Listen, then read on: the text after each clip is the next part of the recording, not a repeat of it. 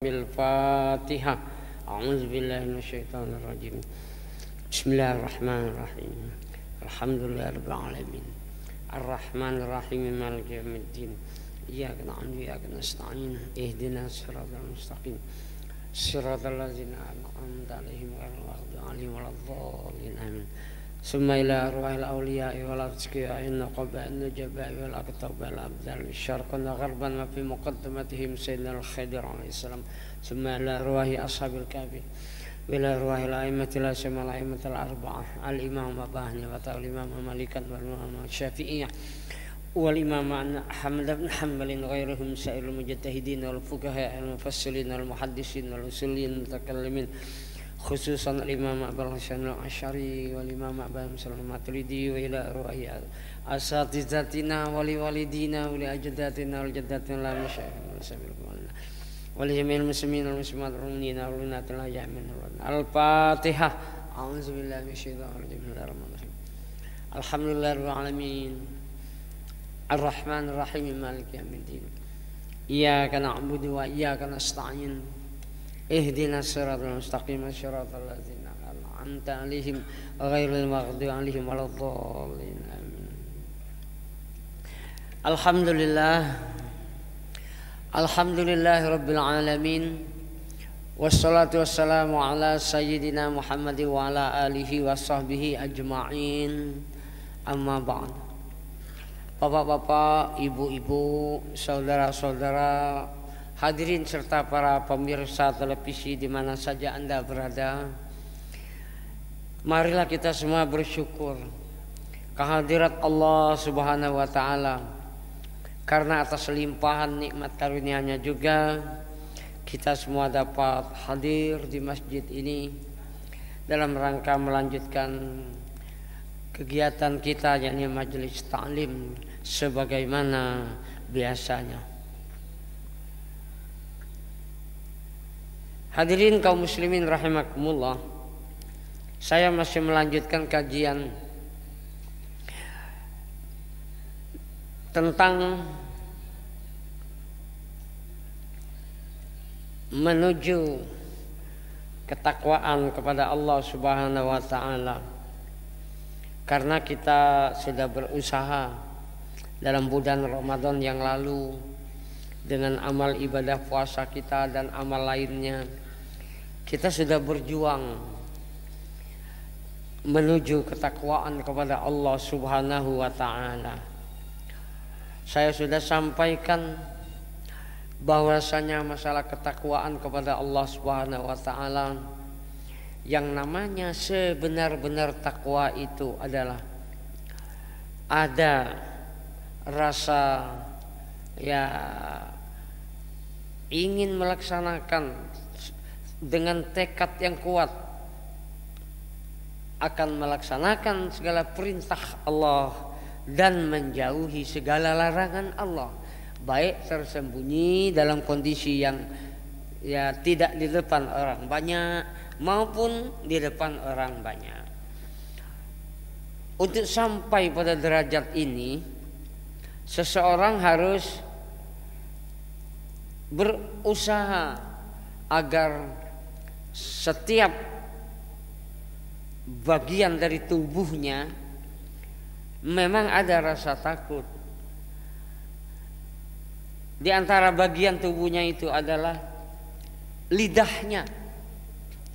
Lidahnya harus takwa, hatinya harus takwa, penglihatannya harus takwa, perutnya harus takwa, tangannya harus takwa, kakinya harus takwa, sehingga apa yang muncul dari dirinya benar-benar melaksanakan perintah Allah dan menjauhi larangan Allah.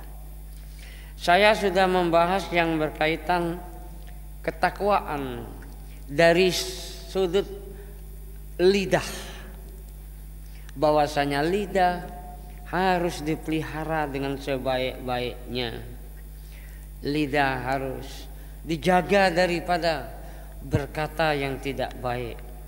Lidah harus dihindarkan dari memfitnah, mengadu domba, mengucapkan sesuatu dengan maksud agar orang lain ikut benci kepada orang yang dituju itu. Ujaran kebencian yang sekarang banyak berkembang, ujaran kebenciannya, ya. Kemudian pembohongan, kemudian kata-kata lain yang membuat orang lain tersinggung, sakit hati. Itu dari lidah. Harus kita jaga agar lidah kita ikut takwa kepada Allah Subhanahu wa taala. Dan seharusnya lidah diajak untuk berkata yang baik, sopan, halus, tidak kasar. Kalau melihat kesalahan orang lain, tidak langsung maki-maki habis-habisan. Sebab apa? Kesalahan seseorang mungkin itu hanya satu bagian kecil barangkali. Sementara kebaikannya orang itu lebih banyak daripada kekurangannya, kesalahannya. Oleh sebab itu tidak layak lidah kita habis-habisan memakinya, lidah kita habis-habisan mencelanya, sehingga orang punya kesan bahwa orang yang kita katakan, kita caci maki itu terkesan oleh orang lain benar-benar tidak baik, padahal masih ada kebaikan pada sisi orang itu. Nah, jadi lidah memang betul-betul harus dipelihara dengan sebaik-baiknya. Nah, saya akan melanjutkan ketakwaan kita dari sisi hati. Hati ini bisa berisi yang baik-baik, bisa bersisi yang buruk-buruk. Hati bisa berisi nama seseorang. Kalau orang itu sedang mabuk cinta, seorang remaja yang sedang mabuk cinta, maka di dalam hatinya selalu muncul nama seseorang, nama orang yang dicintainya. Bahkan hatinya bisa berisi wajah seseorang. Ketika seseorang itu sedang saling menyintai, maka selalu terbayang wajah orang yang dicintainya itu tadi. Hati bisa berisi barang-barang. Ketika menjelang Lebaran yang baru saja kita lewati itu, hati bisa berisi kue lapis, bisa berisi kue 8 jam, bisa berisi maksubah, macam-macam isinya. Dan hati bisa berisi yang baik-baik. Kalau hatinya itu diisi dengan asma'ullah, maka itulah orang yang selalu ingat kepada Allah Subhanahu wa ta'ala. Ketika seseorang itu mendengarkan azan dikumandangkan, hatinya tersentuh. Kalau dia tidur, dia menjadi bangun dan dia berangkat mengambil air wudhu. Dia laksanakan sholat. Jika itu waktu subuh, dia bangun melaksanakan sholat subuh. Ketika itu waktu sholat lainnya, maka bergetarlah hatinya dengan mendengarkan suara azan. Asma'ullah berada di dalam hatinya. Hati orang yang beriman mesti berisi banyak asma'ullah, banyak zikrullah, sehingga benar-benar dalam kehidupannya dia terdorong untuk melaksanakan perintah-perintah Allah dan terdorong untuk menjauhi larangan-larangan Allah. Hati bisa berisi sifat-sifat yang baik, hati bisa juga berisi sifat-sifat yang buruk. Dan sesungguhnya akhlak seseorang itu adalah muncul bersumber daripada hatinya. Kalau bentuk hatinya itu baik, maka akan muncul nilai-nilai akhlakul karimah dari seseorang itu. Begitu juga kalau hatinya itu busuk, hatinya buruk, maka akan muncul akhlak yang tidak terpuji, akhlak yang tercela pada diri seseorang itu. Harus dipahami bahwasanya antara perbuatan lahir, perbuatan nyata dengan perbuatan batin, bentuk batin seseorang bisa saja berbeda. Seseorang yang dia biasa bersedekah, dia infak fi sabilillah, dia banyak memberikan kepada orang-orang lain, dan jika dilihat secara terang-terangan, orang ini adalah orang yang takwa karena dia orang yang pemurah, dermawan, sehingga orang-orang memuji-mujinya bahwa dia adalah berakhlakul karimah. Padahal belum tentu, Pak. Orang yang banyak bersedekah, orang yang banyak membantu, orang yang banyak menolong dalam sisi apa saja, belum tentu itu akhlakul karimah pada diri seseorang itu. Mengapa? Masih tergantung pada bentuk wujud batin, wujud hati daripada seseorang itu. Kalau seseorang banyak memberi, banyak menolong dengan maksud supaya dia terpuji, dia dikatakan orang pemurah, tentu orang itu belum dapat dikatakan orang itu berakhlakul karimah. Karena apa?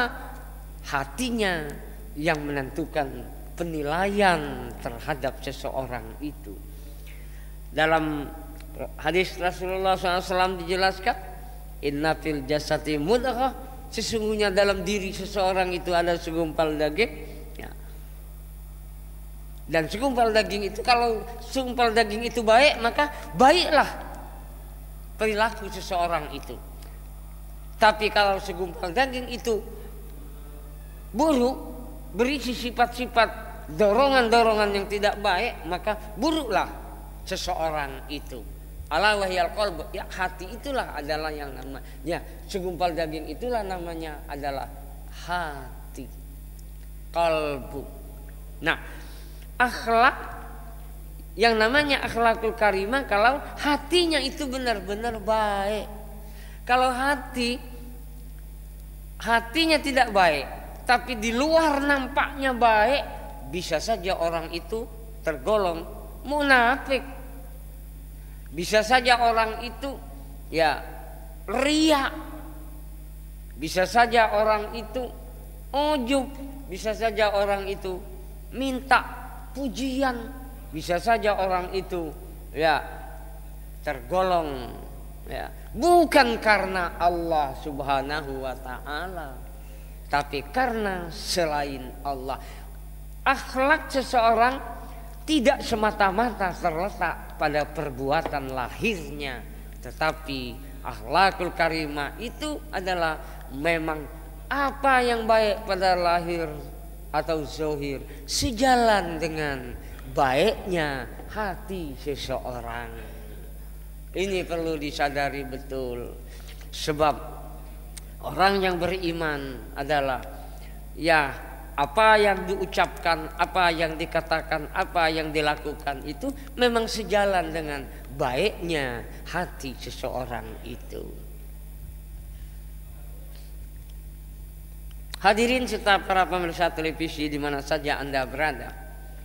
Oleh sebab itu hati harus berisi nilai-nilai yang baik, harus diisi dengan ilmu yang baik, harus diisi dengan ilmu yang benar, yang bisa dipertanggungjawabkan kebenarannya.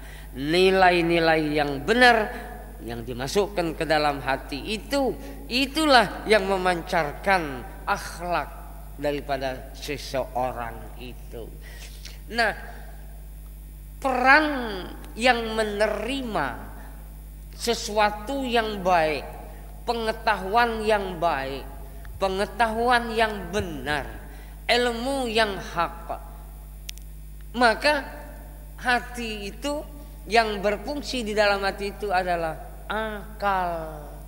Akal berada di dalam hati seseorang, dan dengan akal itu berisi ilmu, berisi pengetahuan yang kalau apa yang diketahui, ilmu yang dia peroleh itu ilmu yang benar, bisa dipertanggungjawabkan kebenarannya di sisi Allah Subhanahu wa taala, maka berarti orang itu berakal sehat, karena dengan akalnya yang berisi ilmu yang benar tadi, dia bisa membedakan, oh ini benar, oh ini salah, ini baik, oh ini buruk, ini hak, benar-benar kebaikan dari sisi Allah SWT. Oh ini batil, tidak baik ini.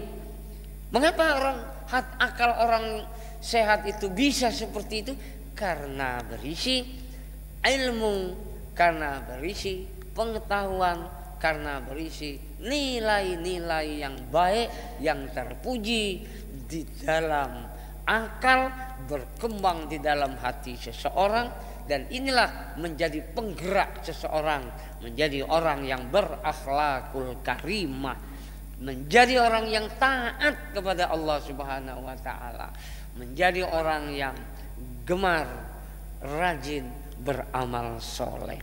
Jadi peran akal itu sangat diperlukan. Untuk apa? Untuk menyerap nilai-nilai kebaikan yang harus kita ketahui, untuk menyerap ilmu yang baik, untuk menyerap pengetahuan yang baik, untuk kita amalkan. Jadi hati seseorang kalau berisi nilai-nilai yang buruk, bersaranglah sifat-sifat yang tidak baik, dan muncul sifat yang tidak baik itu pada diri seseorang itu. Dia menjadi orang yang hasud umpamanya, karena dalam hatinya berisi tidak senang dilebihi oleh orang lain. Dia benci kepada kelebihan orang lain yang diberikan Allah, sementara dirinya tidak seperti orang lain itu, sehingga timbul rasa sakit hatinya melihat nikmat yang diberikan Allah kepada orang lain yang melebihi dari dirinya sendiri. Dan hasud itu digambarkan dalam hadis Nabi Muhammad SAW, al-hasadu yakul hasanati kama takulun narul khatab, bahwasanya hasud itu, sesungguhnya dengki itu akan membakar hangus kebaikan-kebaikan yang ada pada diri kita, sebagaimana api yang membakar kayu bakar, hilang kebaikan yang ada pada diri kita karena besarnya pengaruh hasud, sehingga tenggelam kebaikan daripada diri seseorang itu akibat hasud tadi. Nah, jadi dengki, hasud kalau bersarang dalam hati seseorang, maka sulitlah orang itu menuju takwa kepada Allah Subhanahu wa taala. Jadi riya, hasud, dengki, atau termasuk sombong, merasa dirinya gagah, mengangkat dirinya melebihi orang-orang lain kekuatannya, angkuh, diperlihatkan kepada orang lain bahwa diri dia itu memang hebat, sehingga dia merasa pada dirinya itu punya kemampuan. Saya bisa seperti ini karena saya punya kemampuan untuk menyerap ilmu ini. Saya bisa kaya ini karena saya punya kemampuan untuk berusaha. Saya banyak hasil panen seperti ini karena saya punya kemampuan untuk mengelolanya. Dan karena merasa dirinya itu mampu, dia merasa hebat, dia merasa punya kelebihan, sampai hilang kesadarannya bahwasanya sesungguhnya apa yang ada pada dirinya itu tidak berarti apa-apa. Allah yang memberikan kemampuan itu kepada kita. Itu punya Allah Subhanahu wa taala.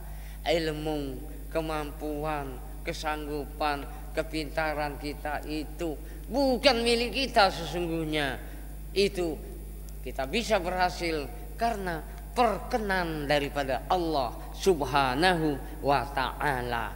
Kalau seseorang sudah larut dengan perasaan dirinya punya kemampuan yang hebat, semata-mata dari perbuatan dirinya lah dia berhasil, maka orang yang seperti itu dikenal dengan istilahnya ujub, ujub atas dirinya itu. Dan itu tergolong nilai-nilai tercela yang kalau ada di dalam hati seseorang harus diusir dari dirinya. Bapak Ibu saudara-saudara hadirin serta para pemirsa televisi di mana saja Anda berada, maka hati harus dibersihkan daripada sifat-sifat yang tidak baik itu, nilai-nilai akhlak yang buruk itu. Sebaliknya hati harus diisi dengan nilai-nilai terpuji, akhlakul karimah yang harus dikembangkan, termasuk di dalam beramal, Pak. Beramal memerlukan apa? Ya, beramal memerlukan keikhlasan dari dalam diri seseorang. Kalau seseorang melakukan satu perbuatan tanpa didasari dengan keikhlasan, maka amal ibadah seseorang itu tidak diterima oleh Allah Subhanahu wa ta'ala. Orang yang takwa harus terus beramal dengan penuh keikhlasan.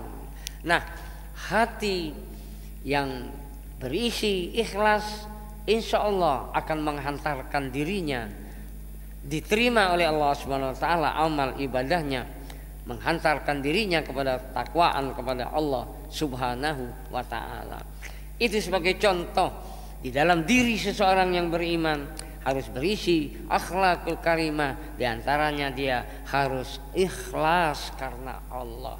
Selain itu, hati harus berisi kesabaran, sabar dalam melaksanakan ketaatan kepada Allah. Kita puasa pada waktu yang lalu, bisa kita melakukan itu karena ada sabar, kesabaran dalam diri kita. Kita sanggup tidak makan, tidak minum sehari sebulan Ramadan itu, setiap waktu kita berpuasa itu karena apa? Karena ada kesabaran dalam diri kita. Kesuksesan kehidupan kita sehari-hari menuntut kesabaran. Jadi hati seseorang harus dilatih, dibina menjadi orang yang sabar menghadapi ketaatan kepada Allah SWT untuk berbuat taat. Tidak bisa seseorang itu melakukan sholat kalau dia tidak ada kesabaran untuk menghindarkan diri daripada malas. Harus ada kesabaran untuk membuang waktunya, harus ada kesabaran meninggalkan permainan-permainan duniawi yang itu harus berhenti ketika saat kita melakukan panggilan perintah Allah Subhanahu wa ta'ala. Sabar pun di dalam hati harus ditanamkan ketika kita melihat sesuatu yang tidak menyenangkan. Ini banyak sekali kalau kita lihat dalam kehidupan sehari-hari.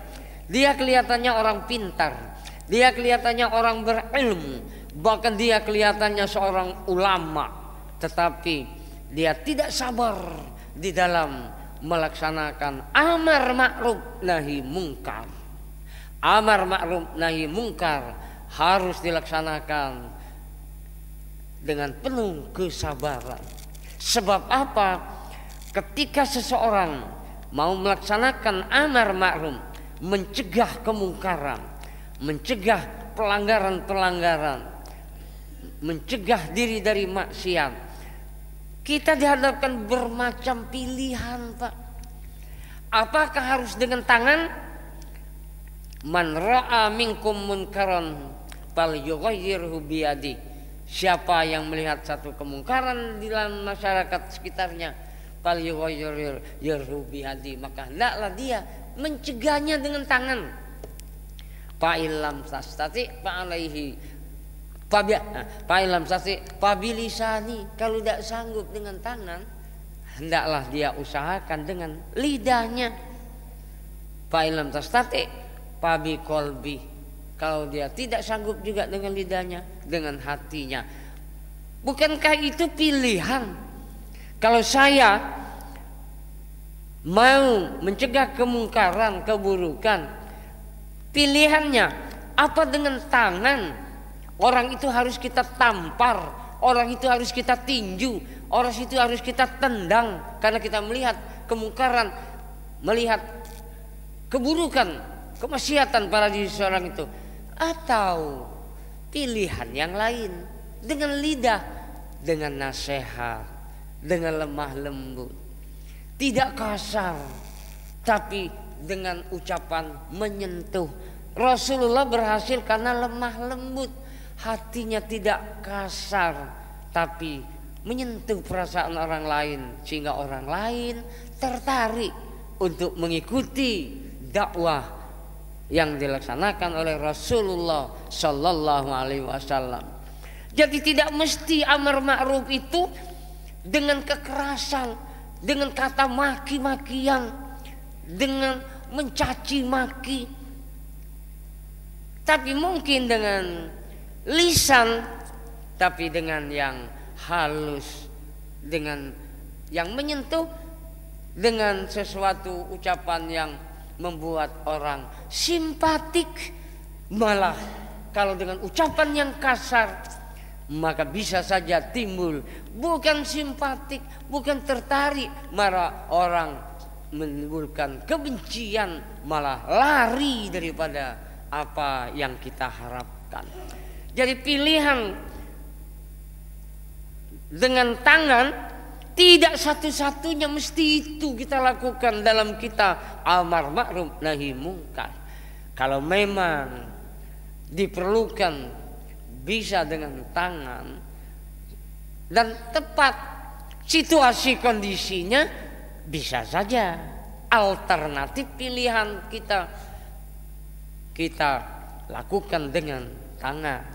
Tapi jika tidak tepat, maka pilihan yang arif adalah mungkin dengan nasihat, dengan ucapan-ucapan yang lembut, bukan pula dengan ucapan yang kasar, menyinggung, dan sebagainya.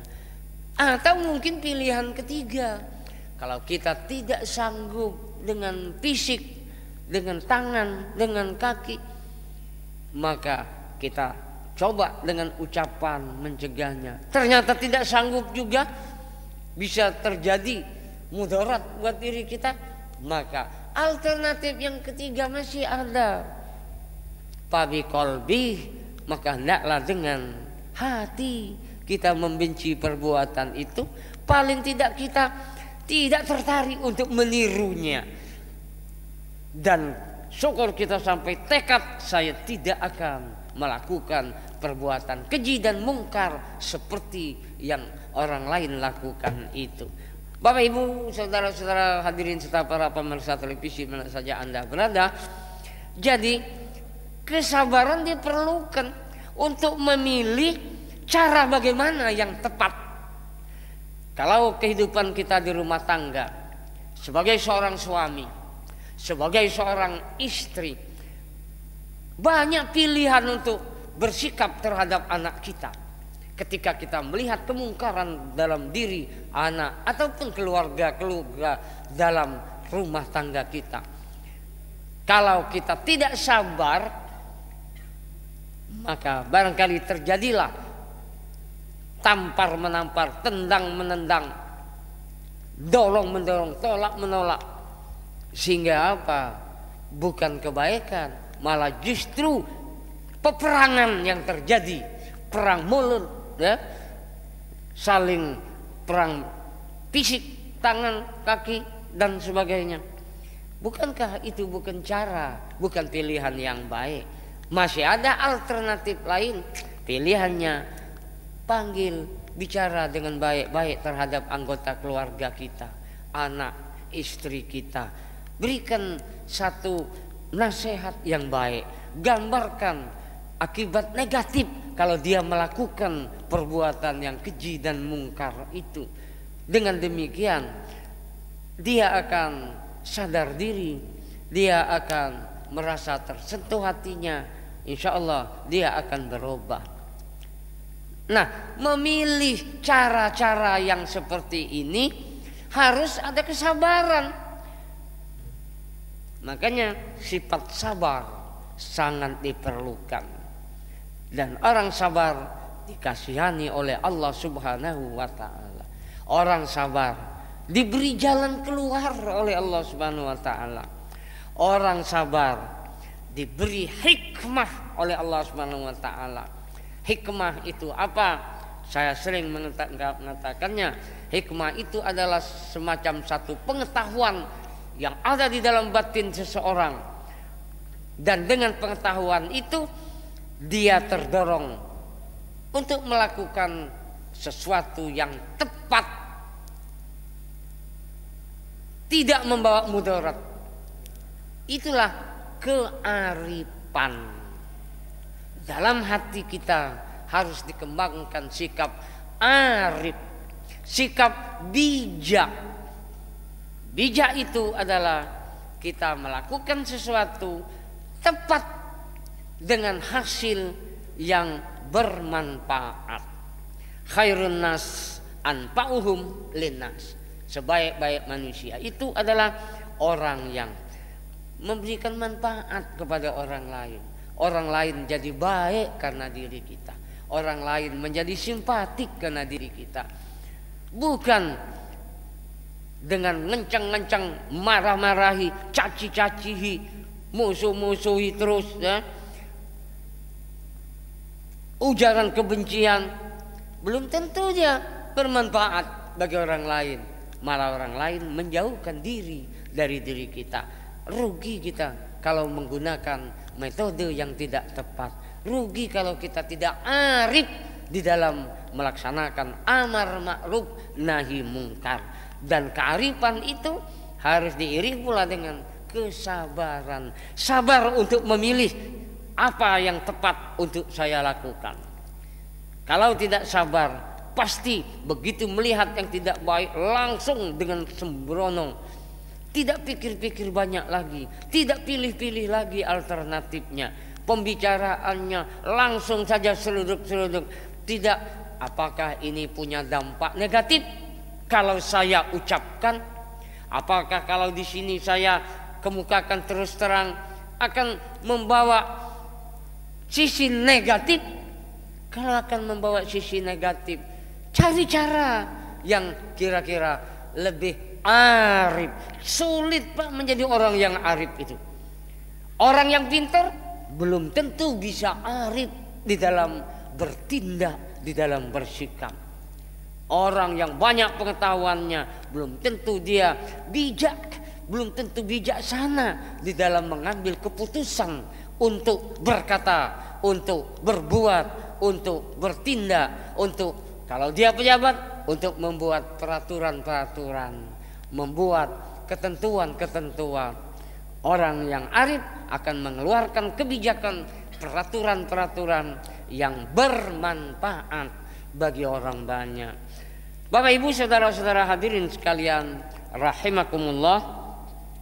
Ya, masih banyak lagi sebenarnya nilai-nilai ketakwaan yang harus kita tanamkan di dalam hati kita. Jadi mengisi dengan akhlakul karimah, nilai-nilai akhlakul karimah, menyingkirkan nilai-nilai buruk yang tercela itu, mengisinya dengan ilmu pengetahuan lewat akal, ilmu pengetahuan yang sehat tentunya, ilmu pengetahuan yang benar, bukan ilmu yang gagal paham, bukan ilmu yang menyimpang, bukan ilmu yang tidak jelas pertanggungjawaban kebenaran daripada dalil-dalil ilmu yang kita amalkan itu. Hadirin rahimakumullah, saudara para pendengar sekalian.